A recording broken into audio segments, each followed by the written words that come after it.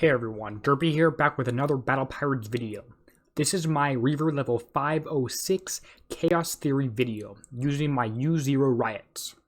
Going through this target here, I'm going to start out by going to the left and triggering this group of 2 Reaver Scouts and the Hellwraith.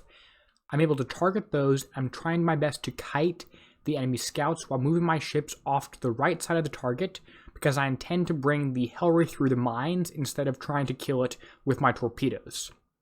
You could kill with torpedoes perfectly fine, and I will kill plenty of them with torpedoes in this video. Going through here, I could stop right now, and I could turn my scrap splitter inward, but I decided I'm not going to. Going through the mines is a very delicate process.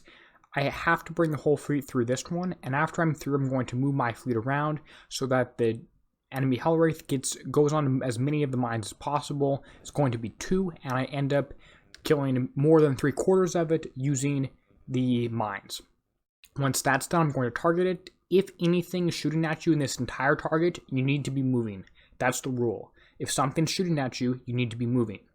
I have 2 enemy Hellwraiths and this Hulk shooting at me, so I need to be moving.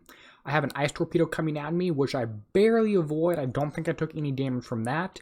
And I have enemy Hellwraiths. Notice that the red torpedo they have is targeting where I was. It's a splash damage weapon, and the concussive torpedoes are targeting me. It's an accuracy based weapon. Things like the ice torpedo, I think I avoided that one too, not quite sure. You need to do a sharp turn and move perpendicular to it when you're fairly close to it. The Hulk I'm killing right here does have some shorter range weapons, which just triggered, as well as longer range weapons, mortars. I will tell you that all of the mortars can be completely shot down with 5 Gale 4s with hydroatomizer nozzles for each Gale, so you can avoid all the mortar damage on that one. I did maybe take ice torpedo damage, and I definitely took a little bit of rocket damage, although it shouldn't have been that much because I was still moving.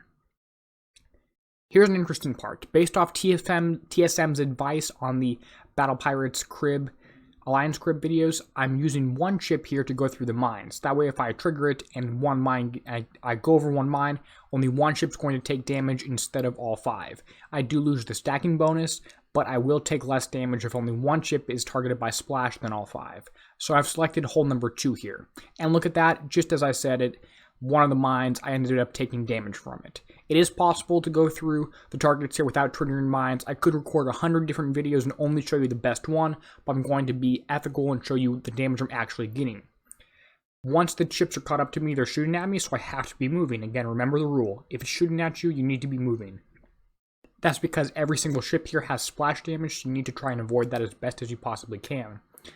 After these 2 scouts are dead, and maybe even before the second one is dead, I'm going to pull them up through the mines here and manage to get the last scout dead, as well as try and trigger the Hellwraith here and get another mine off on the Hellwraith.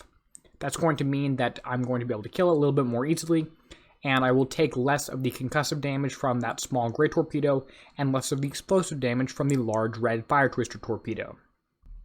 I will warn you that the mines do have a higher hitbox than it looks like. I am also using a steelhead screw to add a little bit extra defense, which should help everything out pretty well. Again, I'm going to pull off ship 2 and go thread the mines here, and I'm going to skirt around to the outside, to the right side, because I think I have more room there, and I do. You can see I didn't take any damage from that. The retreat button did not gray out, even though I was pretty close to the cloud. The cloud seemed to have about a smaller hitbox than it looks like, whereas the enemy mines have a larger hitbox than it actually looks like. Going through here, no damage taken on that one. That's how you want to do it. And an ice torpedo did shoot at me, but I am far enough away that it did explode before it got a chance to go near me. I'm pulling these ships through the mines, and that's able to kill them pretty successfully. There is a cav field here. Killing the torpedo towers delivers a cav field, which I'm able to do nicely, surfacing both these Hellwraiths so I can kill them, because they take more damage when they are surfaced, which means you take less damage.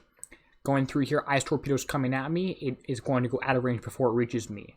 Targeting this Hulk here, every time I see a mortar barrage or ice torpedo, I'm going to spin around to the other side. I will end up going close to the cloud here, but I should avoid most damage.